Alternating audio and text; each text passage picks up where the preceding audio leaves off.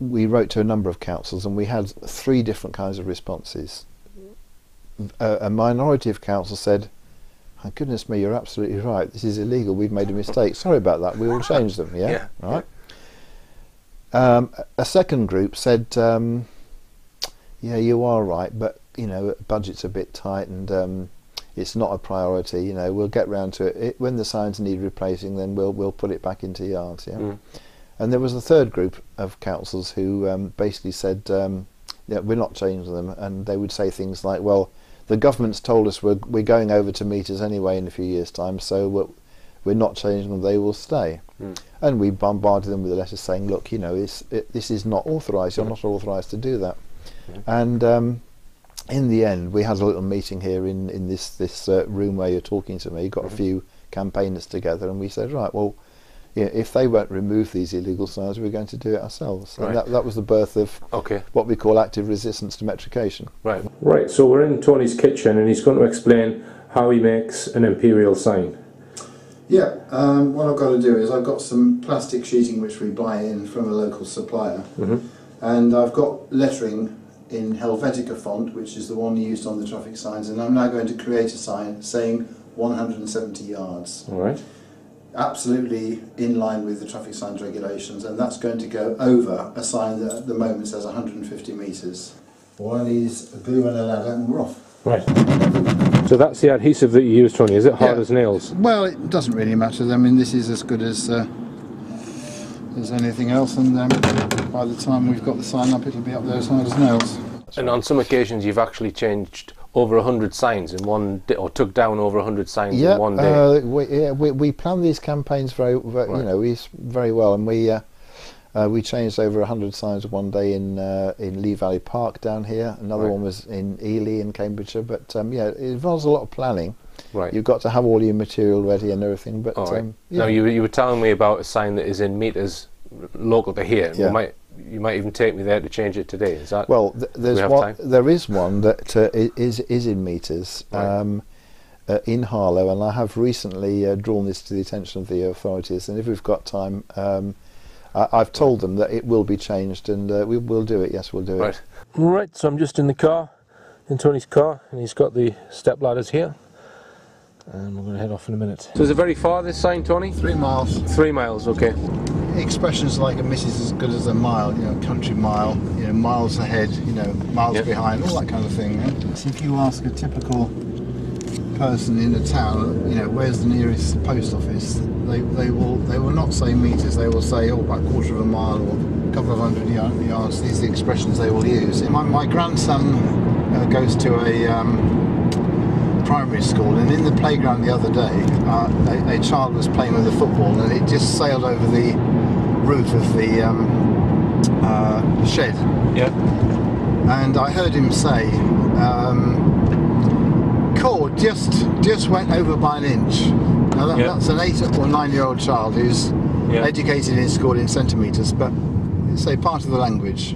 Babies, the weight of babies in hospitals is a complete farce, really, because what the hospitals do is they give you they weigh the babies on scales in kilograms, and then they have to go through a conversion exercise, and they say to the mother, you know, well, your baby weighed 2.96 kilograms, and the mother says, what's that in pounds and ounces? And then the nurse looks at a chart and says, oh, that's 6 pounds 4 ounces. Yeah. It's not a human language. Centimetre, millimetre, these are all kind of scientific sounding, inhuman words, I would say. The Anglo-Saxon word ounce, pound, stone, they're all single syllable words which convey meaning. Ounce is something light, pound is a bit heavier, stone is a bit heavier than that. We know where we are, yeah? Okay, so there's the offending sign. There's the offending sign. Weak bridge 150 metres ahead. So I'm going to go with the ladder now. I'm going to put my yellow jacket on and my hard hat to disguise myself as a council worker. Absolutely essential piece of equipment. Cool. Meets with all health and safety regulations. Right. We're not allowed to do this thing without a hard hat, so there goes the hard hat.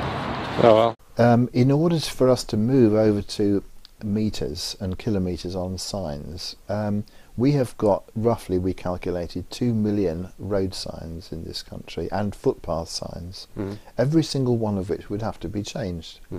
You've got road markings, right, which say 30 miles per hour. You know, you drive along and it'll say on the road, it'll be in white lettering 30 miles an hour, 40 miles an hour. Every single speed limit sign would have to be changed where it says 30, 40, 50, yeah? Every single distance where it says London 57 miles, Oxford 23 miles, every single sign would have to be amended. We costed that at over £1 billion. Right. The government subsequently costed it as £700 million.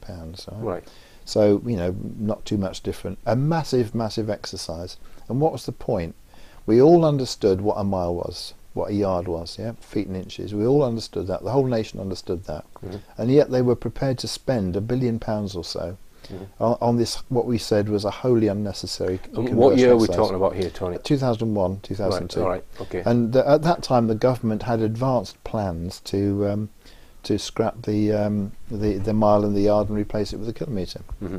And it would take a long time to take you through what we did in the campaign, but in short, we after notifying councils that their signs were illegal, we would take them down and then replace them with signs in yards. And again, to cut a long story short, on 7 occasions I was collared by the police, who either saw me taking them down or heard about what we were doing. And on 7 occasions I was taken to the police cells and interviewed, and on 3 occasions prosecuted for damaging signs or removing them, and on 1 occasion convicted. And I'll just explain that the conviction was in relation to a series of road signs in Kent, which were all in metres, temporary road signs put up by Transco, the energy firm. And in the end, I was accused of theft of the signs first of all, and criminal damage. The theft charge was in the end dropped, but I did sustain a conviction for criminal damage. Because on one of the signs that we'd painted out the meters, a tiny little bit of black paint had dripped down below the replacement sign, and it went up before an appeal to a bench of 2 magistrates and 2 judges. The judge said, "Look, I'm sorry, Mr. Bennett, but technically speaking, you have committed an act of criminal damage. That bit of paint that dripped down there was an act of criminal damage." He said, I'm giving you a conviction, but I'm also giving you an absolute discharge. Right. Now, it was that campaign, Richard, which received massive coverage in the newspapers. Huge coverage. As a result of that, to sweep through what happened subsequently, in 2002, the government, the Department of Transport, was forced to write to all local authorities and say, look, there's been this case in the papers, Mr. Bennett was right. These signs are illegal. You must not put up any more signs in metres. Right. So Tony's just completing the final stage, which is to cover up the metres. So following that, there was very few new signs in metres going up. Right. So our campaign to prove effective, we'd put a stop to it. Right. We then carried on campaigning, and you know, wherever we saw these signs, illegal signs, we'd still carry on changing them. And to cut a long story short, in 2006, the then Transport Secretary, Alistair Darling, appeared on Question Time, and one of the questions that came up was, should Britain go metric? In fact, Neil Kinnock had made a statement the previous week saying, look, if we don't go metric by the time we have the Olympics in 2012, we'll look like a backward nation. Right. And we got tremendous support from that, because most people hated Neil Kinnock and all he stood for. And we got huge support at that time. And Alistair Darling came on that programme. It was at Milton Keynes, Question Time. And at the end of that question, he said to the audience, I've got some good news for you all. He said, our metric plan is to go metric and spend £700 billion. We're not going to do it. We're abandoning our plans. Right. And that was the end of the government's plan to make our signs metric. And you'd have to say it was a total victory for our campaign. A lot of people had a go at me for direct action, breaking the law, this kind of thing, but it worked. You know, I have to say it worked. Yeah. I wasn't able to use the same size lettering. Yeah. So it's not a perfect job, but basically the council will now have to come and take that down and do it in yards. Yeah. There's no way they can put it back up in metres now. Right. And so we made a bit of a mess of it. We've made a point. The council will now put it right. Yeah. All right. Let's get out of here. Yeah, I know. Excuse me, sir. What are you doing? You know. And I thought, well, it's nothing like telling the truth, you know. I said, oh, I'm just amending this sign from metres into yards because the metres is not legal. Yeah. And I thought, yeah, he's going to get on his radio blower and summon the emergency services, you know, and so on.